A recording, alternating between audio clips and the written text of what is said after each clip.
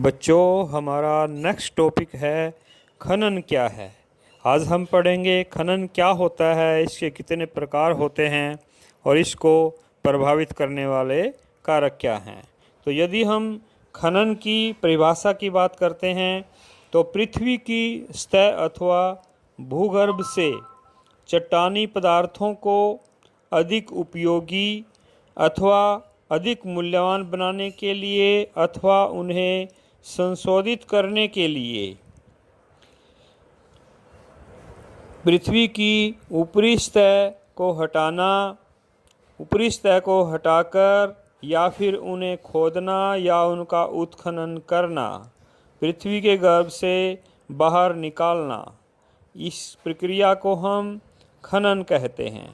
तो इसको बहुत से कारक हैं जो प्रभावित करते हैं। कई परिस्थितियाँ ऐसी हो जाती हैं कि हमें अधिक से अधिक खनन भी करना पड़ता है और कई बार कारकों की वजह से परिस्थितियाँ ऐसी भी उत्पन्न हो जाती है कि कई स्थितियों में हम खनन नहीं भी कर सकते, खनन हमारे लिए लाभकारी भी नहीं होता। तो वो कारक हमारे सामने हैं। सबसे पहला है खनिज निक्षेपण का आकार या उसकी मात्रा, कि जहाँ पर हम खनिज खनन करना चाहते हैं, खनिज को खोदना चाहते हैं, खनिज को गर्भ से बाहर निकालना चाहते हैं, तो वहाँ हमें यह भी देखना होता है कि वहाँ पर पाए जाने वाले खनिज की मात्रा कितनी है। यदि वह बहुत कम है तो वह हमारे लिए अलाभकारी रहता है, हम उसको वहाँ से नहीं निकालते। उसके बाद हमें धरातल से नीचे खनिजों की गहराई, तो खनिज कितनी गहराई पर है। तो यदि खनिज इतनी ज़्यादा गहराई पर है कि उसको निकालने में इतना ज़्यादा खर्च हो जाए कि उसकी कीमत कम पड़ जाए और खर्च ज़्यादा हो जाए, तो उस स्थिति में हम खनिज को नहीं निकाल सकते। तो इसलिए खनिज की जो गहराई है वह भी खनन को प्रभावित करती है। उसके बाद हमारा तृतीय कारक है अयस्क में उपस्थित धातु की प्रतिशत मात्रा। अयस्क क्या होता है? तो जो खनिज हमें अपने अशुद्ध रूप में, प्राकृतिक रूप में पृथ्वी के गर्भ में, खान में पाया जाता है, अशुद्ध रूप में, कच्चे रूप में, उसे हम अयस्क कहते हैं। तो यदि इस अयस्क में जो खनिज हम निकालना चाहते हैं उसकी मात्रा इतनी ज़्यादा कम है, ये माना जाता है टेक्निकली कि यदि 30% से कम है तो हमारे लिए उसको निकालना अलाभकारी रहता है। उस स्थिति में हम इसको नहीं निकालते। कुछ ऐसे आर्थिक कारक भी हैं, पैसे से संबंधित अवस्थाएं भी होती हैं जो हमें खनन करने पर रोक देती हैं या खनन करने के लिए प्रेरित भी करती है। तो उसमें सबसे पहले आवश्यक पूंजी है। तो यदि हमारे पास आवश्यक पूंजी नहीं है तो हम खनन नहीं कर पाएंगे। प्रौद्योगिकी की उपलब्धता, यदि हमारे पास टेक्नोलॉजी उपलब्ध नहीं है तो हम खनन नहीं कर सकते। यदि हमारे पास श्रम उपलब्ध नहीं है, श्रमिक नहीं हैं, तो हम खनन नहीं कर पाएंगे। परिवहन व्यवस्था सही नहीं है तो हम खनन नहीं कर पाते हैं। तो ऐसे ही मांग, यदि हम किसी खनिज का खनन करना चाहते हैं तो उसकी मांग होना भी अति आवश्यक है। तो उसके हमारे सामने आती हैं खनन की विधियां क्या हैं। तो सबसे पहली खनन विधि है सतही खनन। सतही खनन से अभिप्राय यह है कि जब हम पृथ्वी की ऊपरी परत को निकाल देते हैं, ऊपरी परत को हटाकर, इसको बॉक्स कट खनन भी बोलते हैं, ऊपरी परत को हटाकर और खनन करने का प्रयास करते हैं। भूगर्भ में पाए जाने वाले या परत के नीचे पाया जाने वाला जो खनन है उसको निकालते हैं। तो यह सबसे आसान तरीका होता है, सबसे सस्ता तरीका होता है, इसमें कुछ खतरे नहीं होते।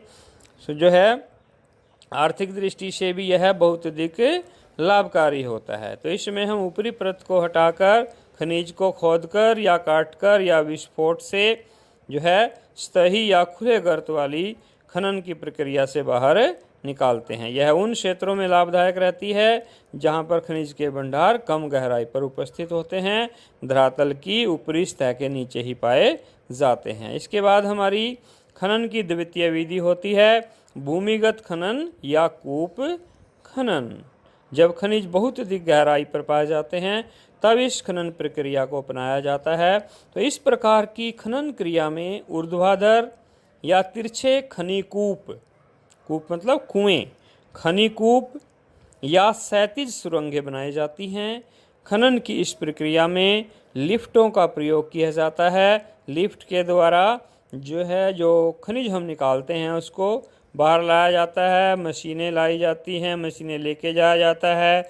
बर्मों के द्वारा भी हम सुराख करके बर्मों का भी प्रयोग करते हैं। जो बेधन करने वाली मशीनें होती हैं, जो बेधने वाली मशीनें होती है उनका भी प्रयोग किया जाता है। ऐसे ही जो वाहक ट्रालियाँ होती हैं उनका प्रयोग किया जाता है। शुद्ध हवा आने जाने के लिए शुद्ध हवा की व्यवस्था की जाती है, ऑक्सीजन की व्यवस्था की जाती है, प्रकाश की उचित व्यवस्था होती है। तो इन सभी उचित प्रबंधन के द्वारा इस खनन प्रक्रिया को अंजाम दिया जाता है, इसको किया जाता है। तो इस खनन प्रक्रिया में खतरे भी बहुत ज़्यादा होते हैं, जोखिम भरी होती है, जीवन की हानि भी हो जाती है।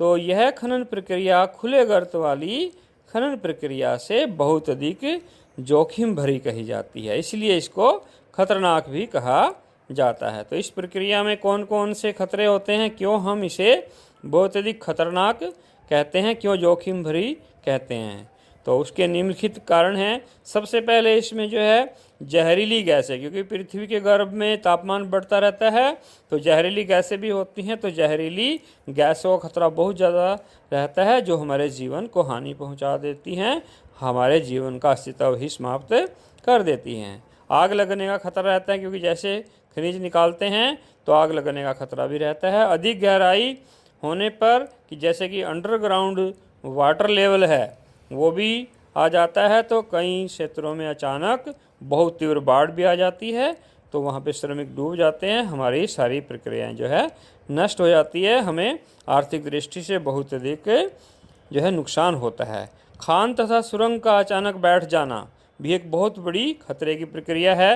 कई बार खोते खोते जो छत होती है खान या सुरंग की वो वीक पड़ जाती है, अचानक से नीचे बैठ जाती है, टूट जाती है, तो उसमें जान माल की बहुत अधिक हानि होती है, मशीनें दब जाती हैं, जो श्रमिक होते हैं वो उनकी भी मृत्यु हो जाती है। तो इन सभी उपयुक्त कारणों से इस प्रक्रिया को जानलेवा खनन प्रक्रिया भी कहते हैं, जोखिम भरी खनन प्रक्रिया भी कहते हैं।